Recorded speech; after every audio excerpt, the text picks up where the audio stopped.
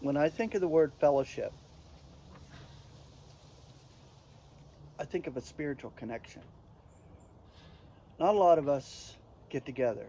Um, we do this through media now, mostly. Um, I would say the majority, if not pretty much all, the members of the body of Christ are scattered all over the world. Most of us are alone. We don't have fellowship in our own particular areas, which can be distressing for a believer. But when you have the spiritual connection toward God in Christ, meaning we realize that we have that communication with God through Christ, our brother, um, then you really understand that it's a 24/7 deal. It's not on a particular day, in a particular hour or minute or whatever. It's constant. That spiritual connection is constant. It is for me. It's 24/7. And that's true fellowship through the good, bad, and ugly. I mean, every experience, every possible detail that was scripted before we were even chosen in Christ. It was scripted by God. So when we realize our calling and we realize who we are as believers and we understand the true evangel that Christ actually died for the whole of the universe, literally, um, all of humanity, the whole creation, every detail of it. Christ died. He was dead for 3 days. He was entombed, and he was roused by his God and Father the third day. Um, this is powerful. And when you have that glimmer of spirit and that connection in spirit, there's true fellowship. That's where true fellowship is. Willing to dig deep into the scriptures, willing to share what God has given you as far as experience is concerned. Now, each member of the body of Christ has been placed by God, and each member of the body of Christ has their place. They have their calling. Not a lot of us know what it is. I never knew what my calling was, and I still probably don't know the full extent of it, because I believe that our full calling and what we will be doing in the oncoming eons among the celestials is more important, because this is where it comes into full view, where you're going to see what we will do, each one of us among the celestials. And I'm just so amazed by it, because this here training ground, which is but a split of a second, really, as a believer, you go through these experiences to train you. God is pottering. He's making vessels of honor. So each one of us are being made uniquely and intimately. This is God's handiwork. I see it in myself over the years of being a believer.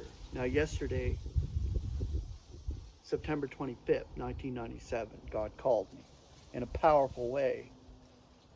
Um, it was kind of a Nebuchadnezzar experience, or a Job experience for me. 3 months of just not even realizing like what was going on, um, going into a really deep depression, spending 3 months in a mental institution. Um, this was all necessary through my experience as God called me. Now, 26 years later, here I am. God is showing me a path suited to transcendence. Not so much the physical, because the physical is the physical. The daily physical stuff that we go through is just for our training, for the experience, that God would train us and mold us and make us as the great potter that he is for each vessel. Um, our communion with other believers, true believers, in spirit, that's where the fellowship is. Not so much physically. Um, the invisible, what we understand, what we've been given as believers.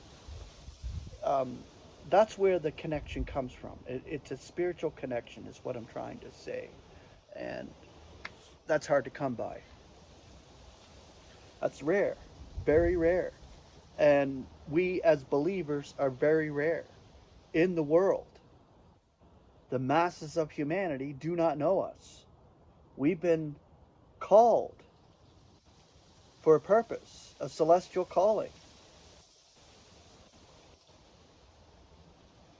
So, the word fellowship. So, communion, that's exactly where it directed me to in the keyword concordance when you look up the word fellowship. The Greek is, I don't know how to pronounce this, I really don't. Koinio or cornea, Koinonia. Do you know how to pronounce it? Because I don't. The English elements are amazing. Common being. And the concordant definition. Communion in things. Fellowship of persons. So, connection. And it's a spiritual connection with believers.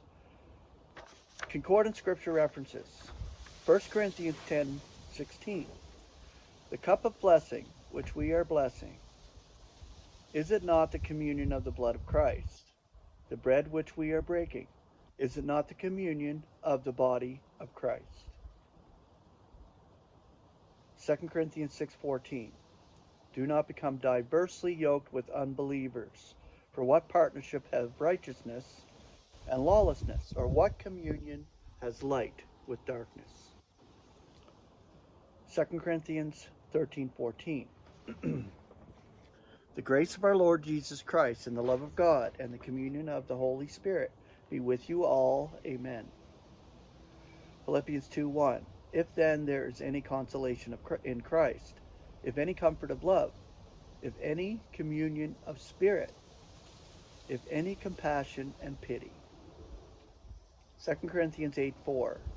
With much entreaty, beseeching of us the grace and the fellowship of the service for the saints.